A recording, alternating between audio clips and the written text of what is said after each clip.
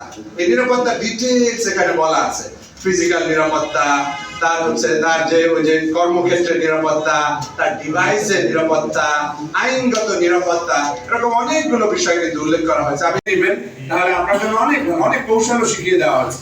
একজন নারী সে নিজেকে কিভাবে প্রোটেক্ট করবে অনেক ধরনের থেকে সমস্যা থেকে ঝামেলা থেকে ডিটেইলস বর্ণনা আছে। আমার মনে হয় আমি খুব বেশি, আমার নিরাপত্তা হচ্ছে সবার আগে। আমি যদি নিজে বাঁচতে না পারি তাহলে তো হবে না। সেই জন্য আপনি আপনার পার্সোনাল সেফটির দিকে খেয়াল করবেন। আপনার বিদ্যালয়ে প্রতিদিন নিউজ হয় যে শাটল ট্রেন থেকে ছিনতাই হচ্ছে মোবাইল, তারপর আমার ছাত্রছাত্রীরা সচেতন না, তো শাটল ট্রেনের যাত্রীর মধ্যে হলে আর সাংবাদিকতা হবে না।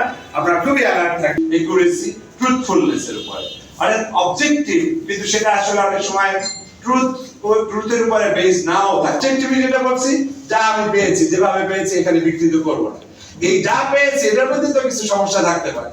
ইনভেস্টিগেটিভ রিপোর্টিং এ এসে ধরা খেয়ে যেতে পারে। রেসপেক্ট করতাম কেন? কড়া টিচার, ফাঁকি দিত না, টাইম ম্যানেজমেন্ট। আবার অনেক সময় হিন্দি দোকান নিউজ, ঠিক আছে, ট্রুথফুল রিপোর্ট মনে থাকবে ইনশাআল্লাহ। তাহলে এই বিষয়টা আর একুরেসিটা কি?